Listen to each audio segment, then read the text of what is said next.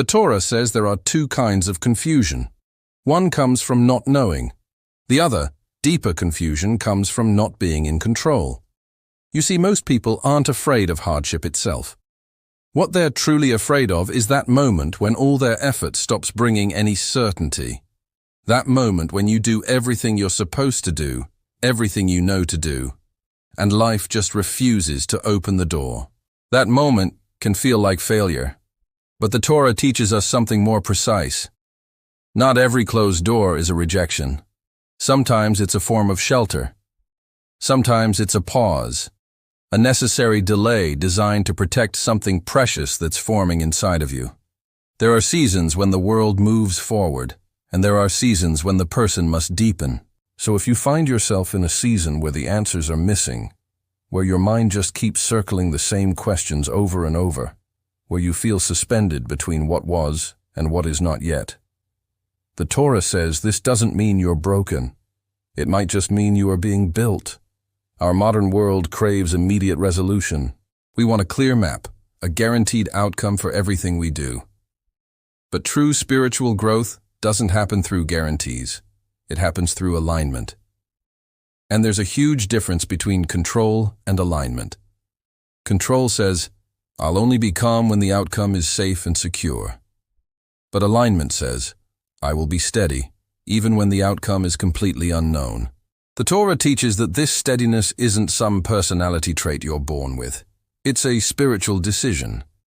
A person becomes steady when they stop demanding that reality prove itself to them, and instead, they begin proving themselves to reality. Not through force, not through ego, but through a quiet, inner faithfulness. There is a place deep inside you that doesn't panic, a place that isn't impressed by success and isn't destroyed by delay. That place isn't emotional hype, it's your quiet core. And when you reconnect with that core, life doesn't magically become easy, but it becomes clean. What does clean mean? It means you stop adding extra, unnecessary suffering to the situation. So much of our suffering isn't the event itself, but our interpretation of it.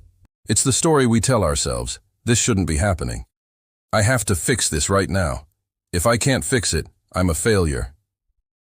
The Torah doesn't deny pain, but it denies the lie that says, if you're in pain, you are losing.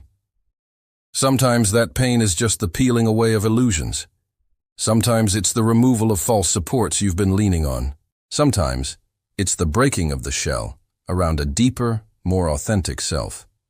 You can be in a very hard season and still be exactly where you need to be. The Torah says, don't measure your life only by visible progress. Measure it by the truth you are willing to live by. And truth isn't just what you know.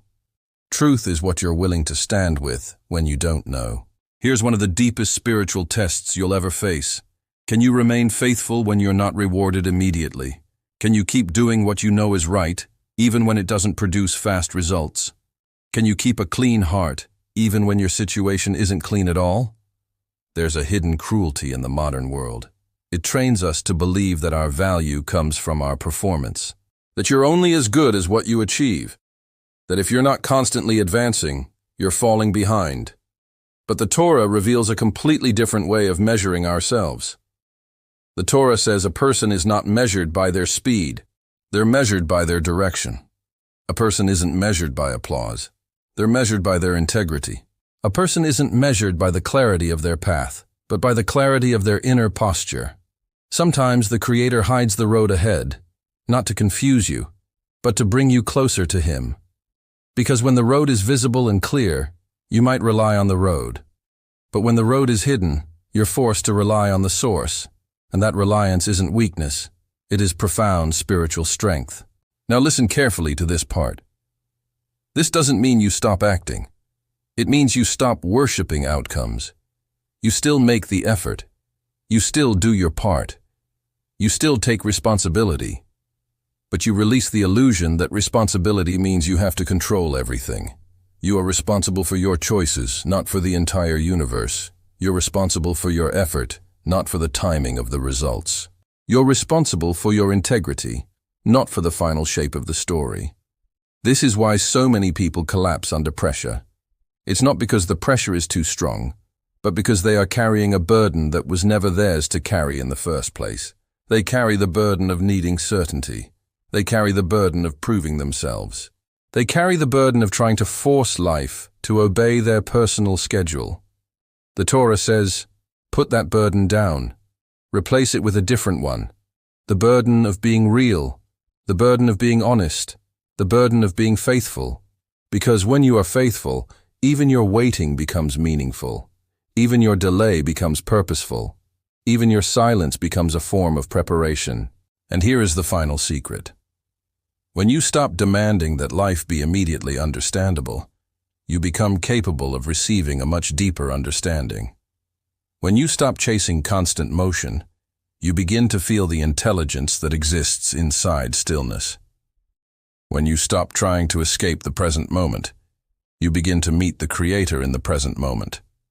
The Torah says, do not fear the season of not knowing. Use it. Let it strip away everything that is false in your life. Let it weaken what is purely ego. Let it deepen what is eternal within you. You are not behind, you are not late, and you are not failing. You are in a formation season. Stand clean, stand steady, stand faithful, and you will see. The door you thought was closed was never really closed. It was just waiting for you to become the kind of person who could walk through it without losing yourself. You have been blessed.